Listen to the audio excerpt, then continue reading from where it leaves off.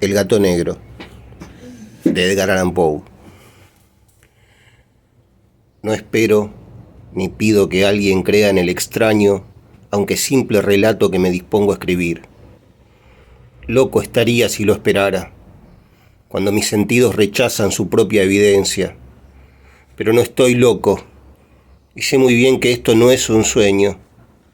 Mañana voy a morir, y quisiera aliviar hoy mi alma.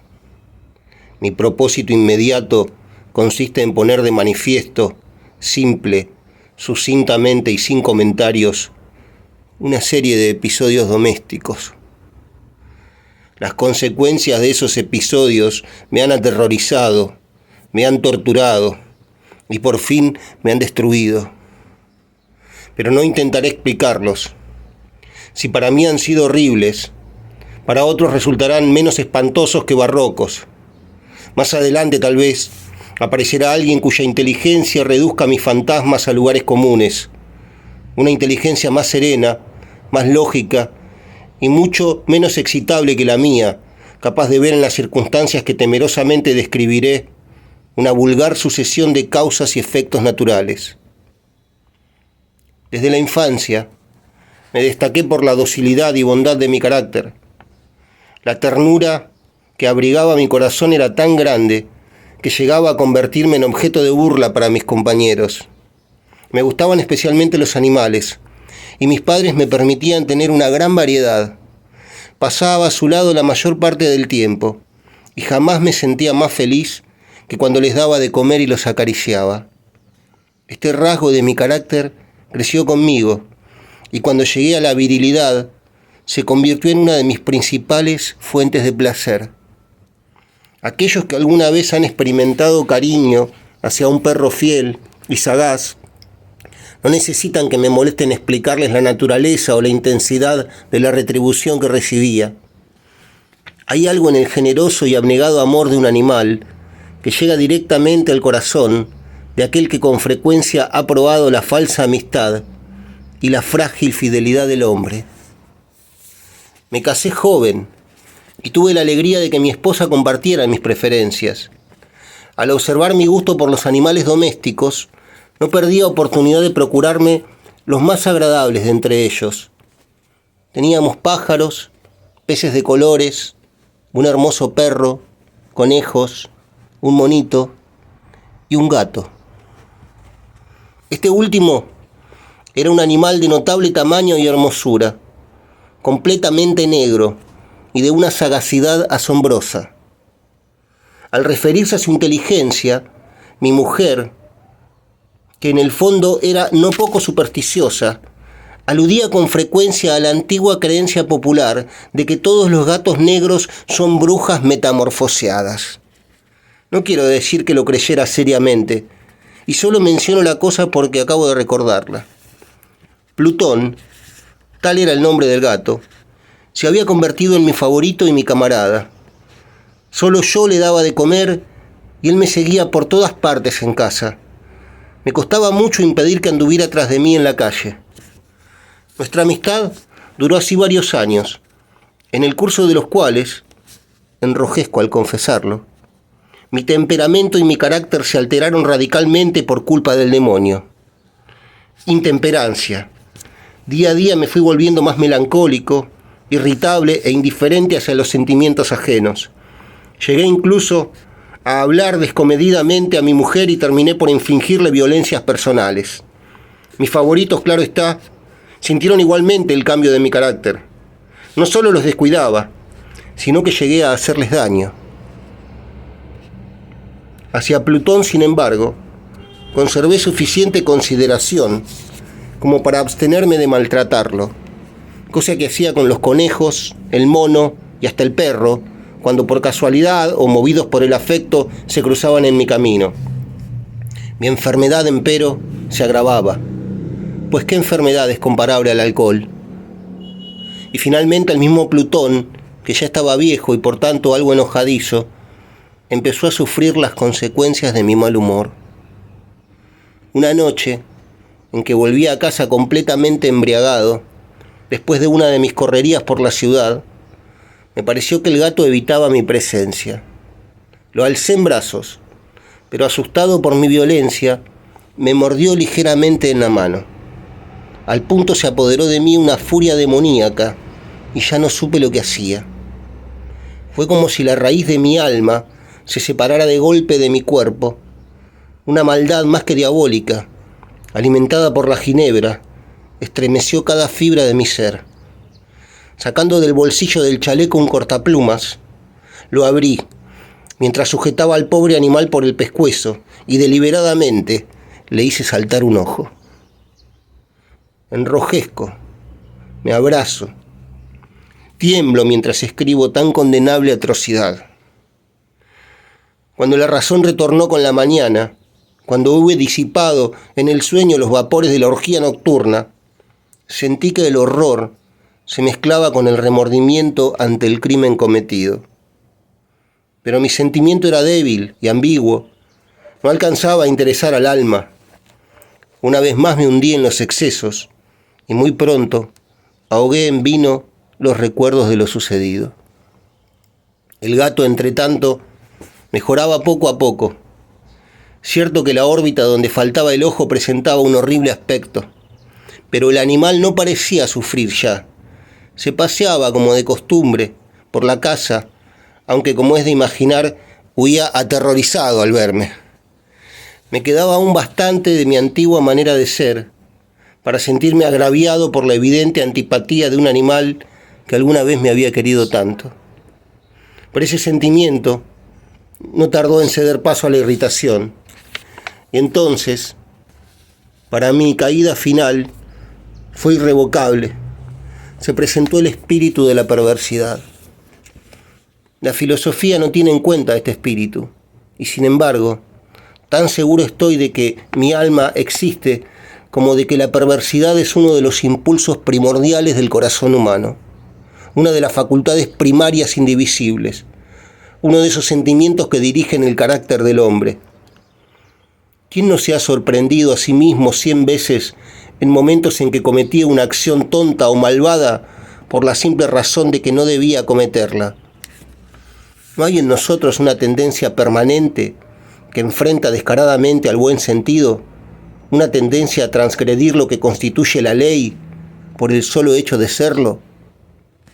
Este espíritu de perversidad se presentó, como he dicho, en mi caída final, y el insondable anhelo que tenía mi alma de vejarse a sí misma, de violentar su propia naturaleza, de hacer mal por el mal mismo, me incitó a continuar y finalmente a consumar el suplicio que había infligido a la inocente bestia. Una mañana, orando a sangre fría, le pasé un lazo por el pescuezo y lo ahorqué en la rama de un árbol. Lo ahorqué mientras las lágrimas manaban de mis ojos y el más amargo remordimiento me apretaba el corazón. Lo ahorqué porque recordaba que me había querido y porque estaba seguro de que no me había dado motivo para matarlo. Lo ahorqué porque sabía que al hacerlo cometía un pecado mortal que comprometería mi alma hasta llevarla, si eso fuera posible, más allá del alcance de la infinita misericordia del Dios más misericordioso y más terrible.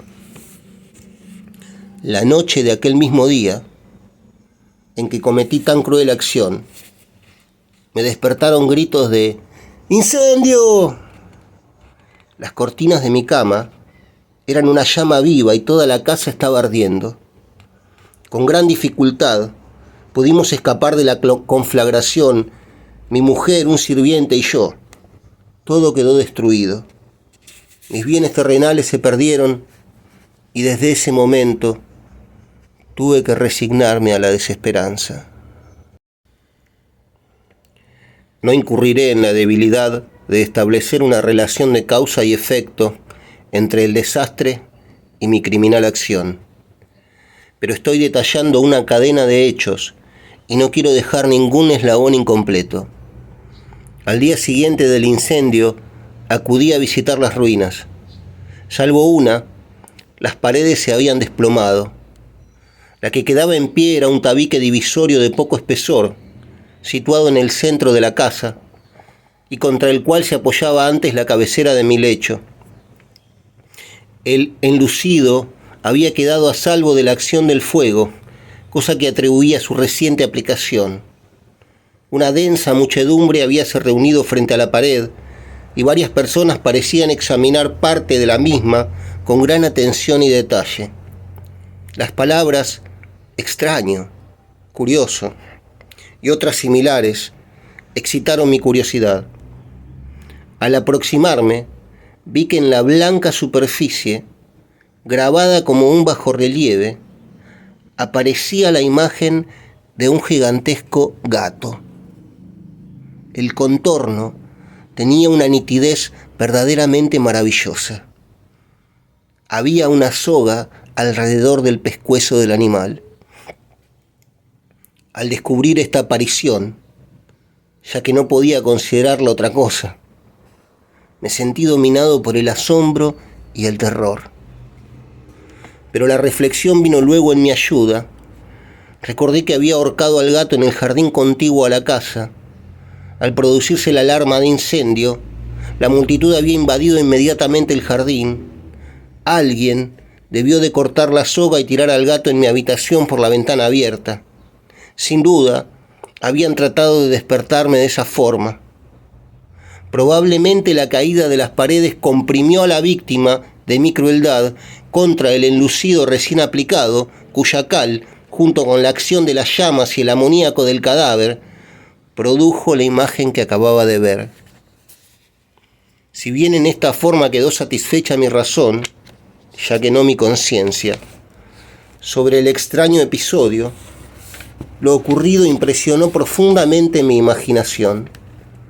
Durante muchos meses no pude librarme del fantasma del gato, y en todo ese tiempo dominó mi espíritu un sentimiento informe que se parecía, sin serlo, al remordimiento. Llegué al punto de lamentar la pérdida del animal y buscar, en los viles antros que habitualmente frecuentaba, algún otro de la misma especie y apariencia que pudiera ocupar su lugar. Una noche en que, borracho a medias, me hallaba en una taberna más que infame, reclamó mi atención algo negro posado sobre uno de los enormes toneles de ginebra que constituían el principal moulaje del lugar. Durante algunos minutos había estado mirando dicho tonel y me sorprendió no haber advertido antes la presencia de la mancha negra en lo alto. Me aproximé y la toqué con la mano. Era un gato negro muy grande, tan grande como Plutón y absolutamente igual a este, salvo un detalle. Plutón no tenía el menor pelo blanco en el cuerpo, mientras este gato mostraba una vasta, aunque indefinida, mancha blanca que le cubría casi todo el pecho. Al sentirse acariciado, se enderezó prontamente, ronroneando con fuerza. Se frotó contra mi mano y pareció encantado de mis atenciones. Acababa, pues, de encontrar el animal que precisamente andaba buscando. De inmediato, propuse su compra al tabernero, pero me contestó que el animal no era suyo y que jamás lo había visto antes ni sabía nada de él. Continué acariciando al gato y cuando me disponía a volver a casa, el animal pareció dispuesto a acompañarme. Le permití que lo hiciera, deteniéndome una y otra vez para inclinarme y acariciarlo. Cuando estuvo en casa, se acostumbró a ella de inmediato y se convirtió en el gran favorito de mi mujer.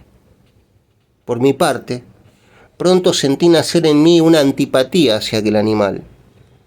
Era exactamente lo contrario de lo que había anticipado, pero, sin que pueda decir cómo ni por qué, su marcado cariño por mí me disgustaba y me fatigaba.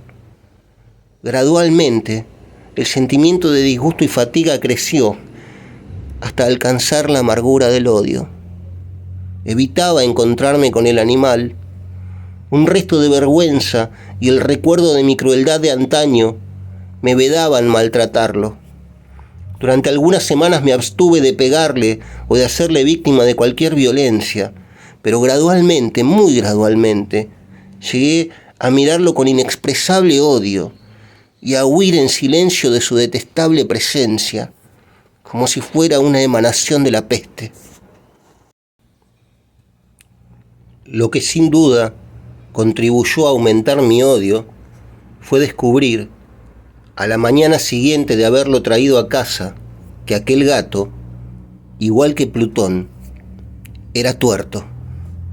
Esta circunstancia fue precisamente la que le hizo más grato a mi mujer, quien, como ya dije, poseía en alto grado esos sentimientos humanitarios que alguna vez habían sido mi rasgo distintivo y la fuente de mis placeres más simples y puros. El cariño del gato por mí parecía aumentar en el mismo grado que mi aversión. Seguía mis pasos con una pertinacia que me costaría hacer entender al lector. Donde quiera que me sentara, venía a ovillarse bajo mi silla o saltaba a mis rodillas, prodigándome sus sediosas caricias. Si echaba a caminar, se metía entre mis pies, amenazando con hacerme caer, o bien clavaba sus largas y afiladas uñas en mis ropas, para poder trepar hasta mi pecho. En esos momentos, aunque ansiaba aniquilarlo de un solo golpe, me sentía paralizado por el recuerdo de mi primer crimen, pero sobre todo, quiero confesarlo ahora mismo, por un espantoso temor al animal. Aquel temor no era precisamente miedo de un mal físico, y sin embargo me sería imposible definirlo de otra manera. Me siento casi avergonzado de reconocer, si aún en esta celda de criminales, me siento casi avergonzado de reconocer que el terror, el espanto que aquel animal me inspiraba, era intensificado por una de las más insensatas quimeras que sería dado concebir. Más de una vez mi mujer me había llamado la atención sobre la forma de la mancha blanca de la cual ya he hablado, y que constituía la única diferencia entre el extraño animal y el que yo había matado. El lector recordará que esta mancha, aunque grande, me había aparecido al principio de forma indefinida, pero gradualmente, de manera tan imperceptible que mi razón luchó durante largo tiempo por rechazarla como fantástica, la mancha fue asumiendo un contorno de rigurosa precisión. Representaba ahora algo que me estremezco al nombrar, y por ello odiaba, temía y hubiera querido librarme del monstruo si hubiese sido capaz de atreverme.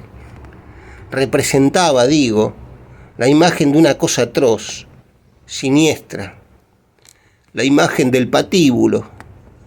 Oh, lúgubre y terrible máquina del horror y del crimen, de la agonía y de la muerte.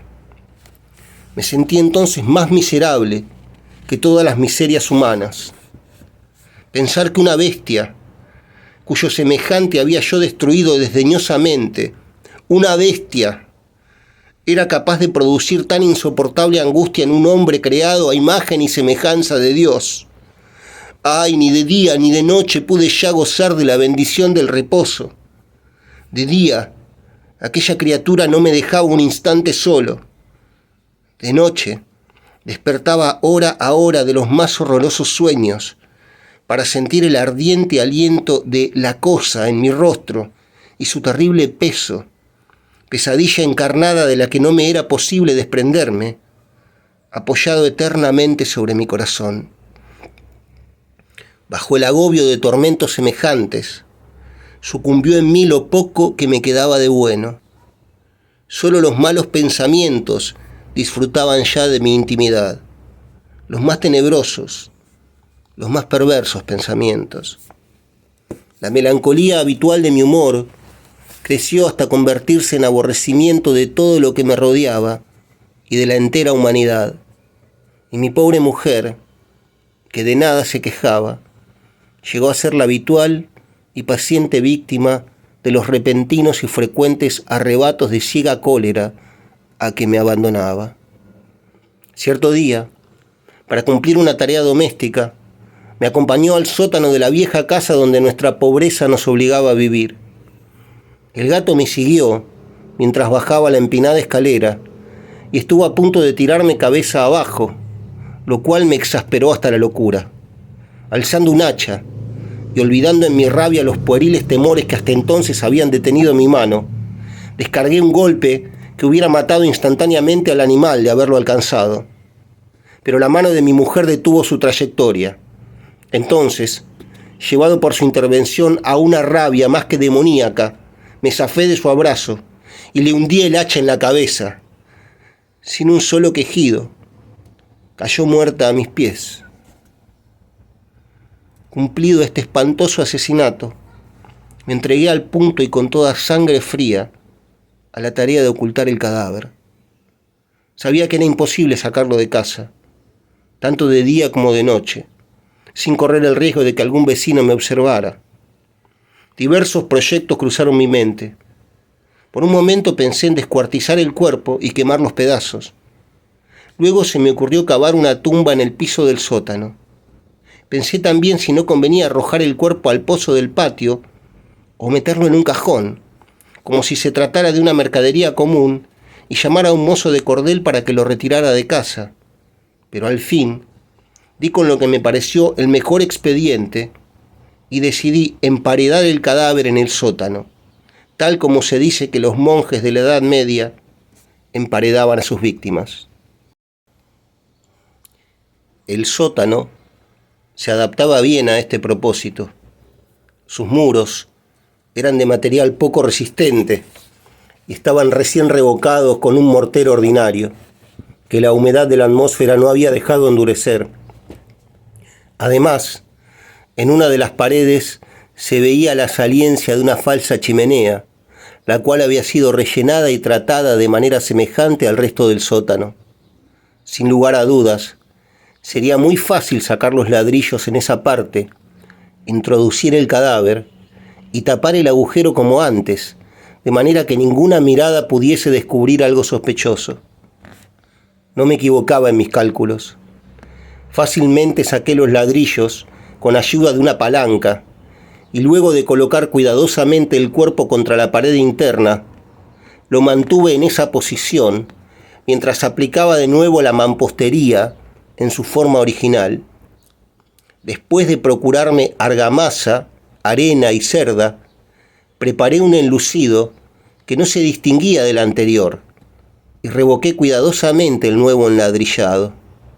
Concluida la tarea, me sentí seguro de que todo estaba bien. La pared no mostraba la menor señal de haber sido tocada. Había barrido hasta el menor fragmento de material suelto. Miré en torno triunfante y me dije: aquí, por lo menos, no he trabajado en vano. Mi paso siguiente consistió en buscar a la bestia causante de tanta desgracia, pues al final me había decidido a matarla. Si en aquel momento el gato hubiera surgido ante mí, su destino habría quedado sellado, pero por lo visto el astuto animal, alarmado por la violencia de mi primer acceso de cólera, se cuidaba de aparecer mientras no cambiara mi humor. Imposible describir o imaginar el profundo, el maravilloso alivio que la ausencia de la detestada criatura causó a mi pecho. No se presentó aquella noche, y así, por primera vez desde su llegada a la casa, pude dormir profunda y tranquilamente. Sí, pude dormir, aún con el peso del crimen sobre mi alma. Pasaron el segundo y el tercer día, y mi atormentador no volvía. Una vez más respiré como un hombre libre. Aterrado, el monstruo había huido de casa para siempre. Ya no volvería a contemplarlo. Gozaba de una suprema felicidad, y la culpa de mi negra acción me preocupaba muy poco. Se practicaron algunas averiguaciones a las que no me costó mucho responder. Incluso hubo una perquisición en la casa, pero naturalmente no se descubrió nada. Mi tranquilidad futura me parecía asegurada. Al cuarto día del asesinato, un grupo de policías se presentó inesperadamente y procedió a una nueva y rigurosa inspección. Convencido de que mi escondrijo era impenetrable, no sentí la más leve inquietud. Los oficiales me pidieron que los acompañara en su examen. No dejaron hueco ni rincón sin revisar. Al final, por tercera o cuarta vez, bajaron al sótano. Los seguí sin que me temblara un solo músculo. Mi corazón latía tranquilamente, como el de aquel que duerme en la inocencia. Me pasé de un lado al otro del sótano. Había cruzado los brazos sobre el pecho y andaba tranquilamente de aquí para allá. Los policías estaban completamente satisfechos y se disponían a marcharse. La alegría de mi corazón era demasiado grande para reprimirla. Ardía en deseos de decirles, por lo menos, una palabra como prueba de triunfo y confirmar doblemente mi inocencia. «Caballeros», dije por fin cuando el grupo subía la escalera, «me alegro mucho de haber disipado sus sospechas. Les deseo felicidad y un poco más de cortesía. Dicho sea de paso, caballeros, esta casa está muy bien construida». En mi frenético deseo de decir alguna cosa con naturalidad, casi no me daba cuenta de mis palabras. «Repito que es una casa de excelente construcción. Estas paredes, ya se marchan ustedes, caballeros, tienen una gran solidez». Y entonces, arrastrado por mis propias bravatas, golpeé fuertemente con el bastón que llevaba en la mano sobre la pared del enladrillado tras del cual se hallaba el cadáver de la esposa de mi corazón. Que Dios me proteja y me libre de las garras del archidemonio. Apenas había cesado el eco de mis golpes, cuando una voz respondió desde dentro de la tumba. Un quejido, sordo y entrecortado al comienzo, semejante al sollozar de un niño, que luego creció rápidamente hasta convertirse en un largo, agudo y contiguo alarido, anormal, como inhumano, un aullido, un clamor de lamentación, mitad de horror, mitad de triunfo, como solo puede haber brotado en el infierno de la garganta de los condenados en su agonía y de los demonios exultantes en la condenación. Hablar de lo que pensé en ese momento sería locura. Presa de vértigo, fui tambaleándome hasta la pared opuesta. Por un instante, el grupo de hombres en la escalera quedó paralizado por el terror. Luego, una docena de robustos brazos atacaron la pared, que cayó de una pieza.